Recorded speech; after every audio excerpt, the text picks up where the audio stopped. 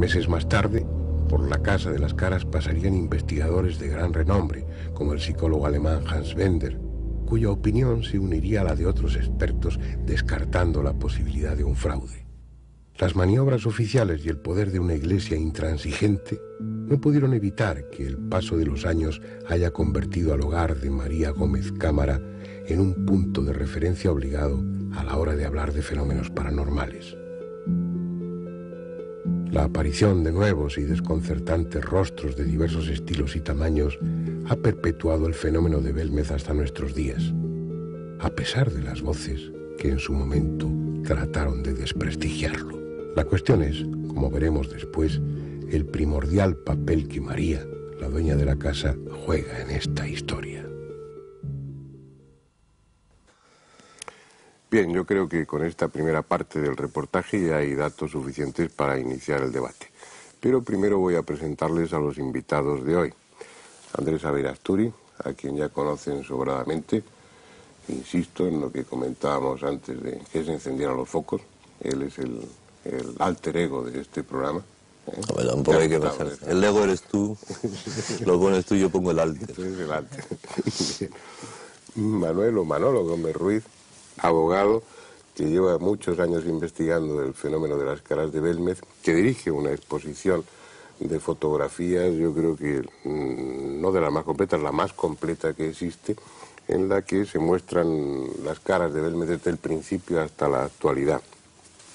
Lorenzo Fernández, director adjunto de la revista Enigmas, periodista, y que por razones de vecindad, porque sus orígenes están en Jaén, pues supongo que el tema lo conoce muy bien, pero ya ha escrito varios artículos sobre las caras de Belmez y está claro que es un tema que domina, ¿no? Yo siempre lo digo, vamos, soy jienense de nacimiento, madrileño de adopción, yo creo que como casi todo el mundo que vive en Madrid, y la verdad es que me ha tocado desde muy pequeño ver ese fenómeno, cómo ha ido evolucionando y cómo quizás ha ido involucionando en este tiempo. Luego hablaremos de todo ello. Iker Jiménez, también director adjunto de la revista Enigmas, también periodista, también especializado en la investigación de campo de estos temas y que también, una vez más, pues conoce las caras de Belmez porque las ha estudiado y ha seguido la pista a los aspectos oscuros o controvertidos que tiene el fenómeno.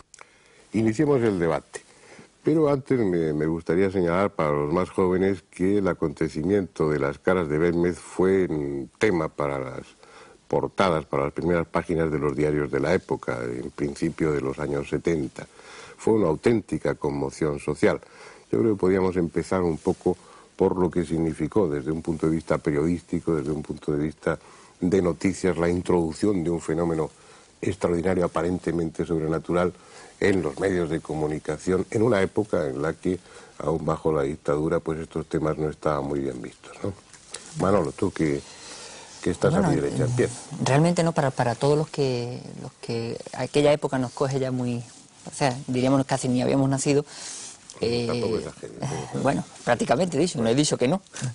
Pues realmente cuando revisamos las hemerotecas y vemos toda la prensa que aquel tema generó, nos deja de sorprendernos, porque realmente fue un tema que llenó portadas, que hizo que un periódico tan importante como en aquella época era el Diario Pueblo, pues duplicara o triplicara incluso la tirada en un mismo día, y que en España por primera vez, a nivel, diríamos, nacional, se empezara a hablar de un fenómeno parapsicológico. A la gente en aquella época pues le decía parapsicología y le sonaba como algo que extraño, algo oculto, y este diario pues se encargó poco a poco de introducir al pueblo español, en la época que estamos refiriendo, en el año 71, en un fenómeno. Pero desgraciadamente no, mientras que hubo esa primera época donde parece que hubo un poco de interés en el tema, el fenómeno fue cortado rápidamente y, diríamos, en la nebulosa de la historia a la actualidad, pues prácticamente la imagen que nos ha podido llegar del fenómeno Belmez realmente no tiene nada que ver con lo que allí sucedió en aquellos primeros instantes. A mí me interesa mucho resaltar en este primer instante, para que veamos lo importante que puede ser el fenómeno, ya no solo desde un punto de vista parapsicológico, sino social, unas declaraciones que hizo un director de cine, Agustín Villaronga, que ha hecho concretamente una película basada en los hechos de Belmez, 99.9.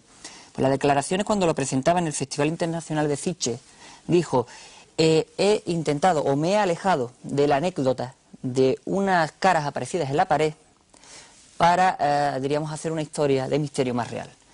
Ahí podemos reflejar lo que es el tema en sí, es decir, para todos en nuestra conciencia ha quedado que era una anécdota, algo que sucedió, pero que, bueno, que se demostró que era falso. Una muy mala información porque nunca apareció ninguna en la pared y sin embargo al 80 al 90% de las personas que tú puedes preguntar pues creen que aparecieron en la pared y se termina diciendo que bueno, hay que volver a una realidad más evidente, más tangible, pero qué historia más interesante o más importante que una que dure ya 28 años. ¿Cómo se nota que eres abogado?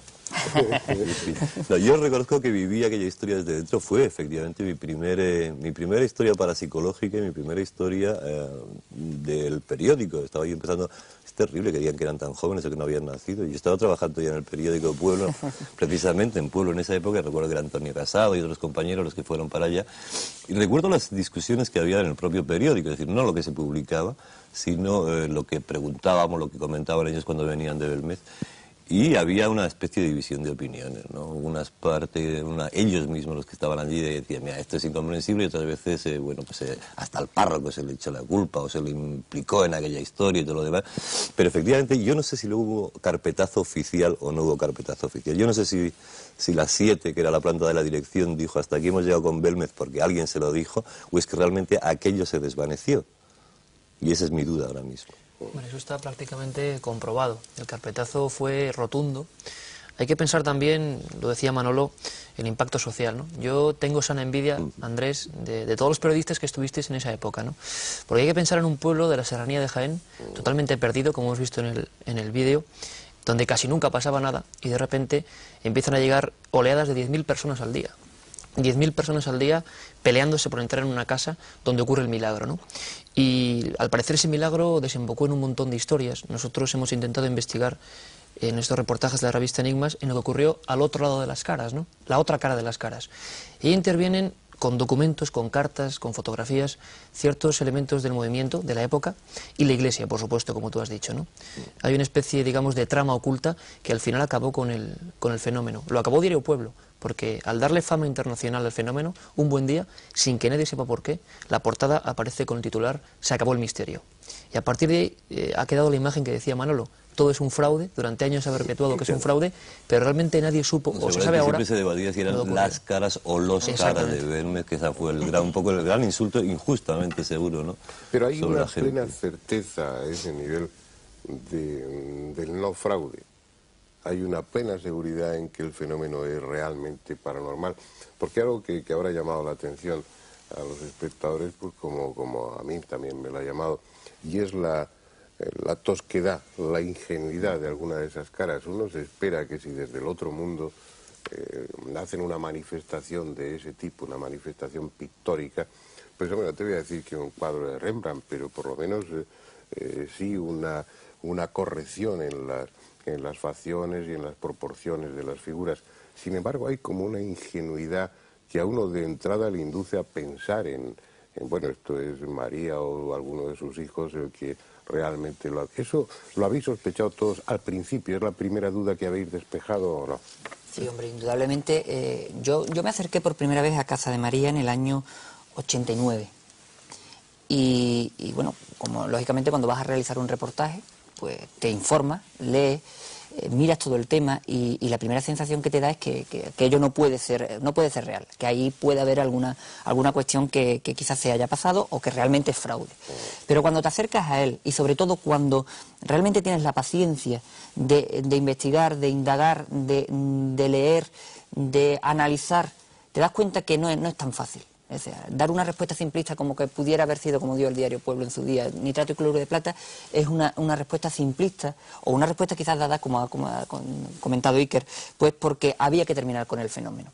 Pero realmente hay que decir al público que se han realizado pruebas, se han realizado análisis, y esos análisis pues han descartado, por ejemplo, la utilización del nitrato y el cloruro de plata. Que las facciones son toscas, y eso pudiera dar a entender que a lo mejor pues pudiera haber una fraudulencia. También, si recordáis a lo mejor un libro ya muy antiguo de René Sadré, el Tratado de Metapsíquica, Precisamente René Zadré decía todo lo contrario, cuando hablaba de las formaciones ectoplasmáticas o cuando hablaba de los moldes y los vaciados, que concretamente al no saberse cómo funciona ese tema, la tosquedad es lo que le da más certeza de genuidad, porque lo más lógico fuera que se pintara de una manera clara. De todas maneras, también hay que decir otra cosa, no todas las caras son toscas. Y además, una cosa que también es muy importante dejar claro, y es que no es que aparezca una imagen y se quede ahí en el suelo, diríamos, plantada, sino que esa imagen evoluciona.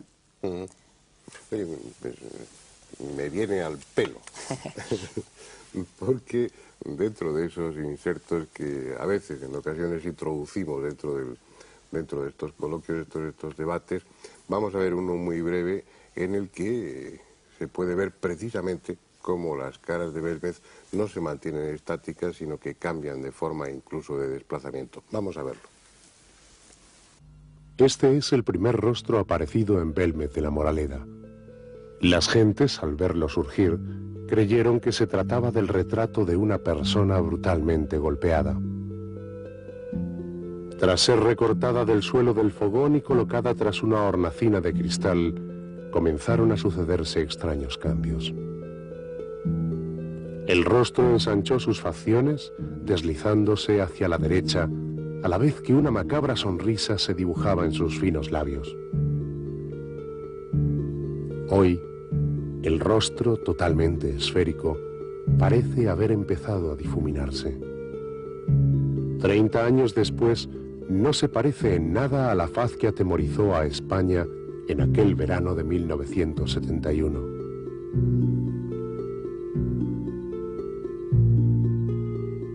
En plena expansión del fenómeno, los reporteros del diario Pueblo descubren otra asombrosa efigie, la de un anciano al que bautizan como el Rabino, que en apenas unas semanas se irá afilando hasta deformarse por completo. Junto a ella, a su derecha, aparece otro rostro amenazador, con los rasgos apenas esbozados. Otra de las formaciones que experimentaron cambios fue el Pelao. Hoy permanece recortada en la cocina de los Pereira, sin las letras que durante unas jornadas de 1975 le hicieron ser foco de todas las atenciones. En uno de los brazos de esta figura apareció repentinamente, y se mantuvo por unos días, la palabra Sun Tzu, y en el pecho el número 6739. ¿Qué significaba aquella clave? A finales de la década de los 70 se produce un cambio significativo en la dinámica de las caras. Estas comienzan a peregrinar por otros lugares de la casa, abandonando la vieja habitación-cocina. Ese fue el caso de una de las figuras más perfectas a la que la voz popular bautizó como Mujer del Ramo. Apareció en apenas horas en otra estancia de los Pereira con una calidad pictórica superior a cualquier otra, cambiando sus formas con rapidez hasta formar el busto de una mujer de mediana edad con rictus de horror. Ante varios testigos, las flores que sujetaba se transformaron en un cáliz perfectamente definido. Una gran copa que, al igual que sus manos, ya convertidas en garras, acabaron disolviéndose en la nada una mañana de invierno. Ha pasado mucho tiempo, pero quienes la vieron juran que ya no la podrán olvidar jamás. Mensajeras de un mundo triste y desgarrador, las efigies de algunas mujeres sembraron los suelos en los últimos años y se han convertido en las últimas supervivientes. El cuerpo desnudo es una de ellas. Comenzó a gestarse impulsado por una fuerza completamente desconocida, modelando un largo cuerpo que exhibía su carne desnuda ante la mirada de cientos de visitantes. Nadie supo de dónde venía ni por qué, ni tampoco qué hacían allí varios rostros y cuerpos de niños que aparecieron durante meses aferrados a sus piernas para volver a sumirse en el oscuro mundo de cemento y no volver nunca.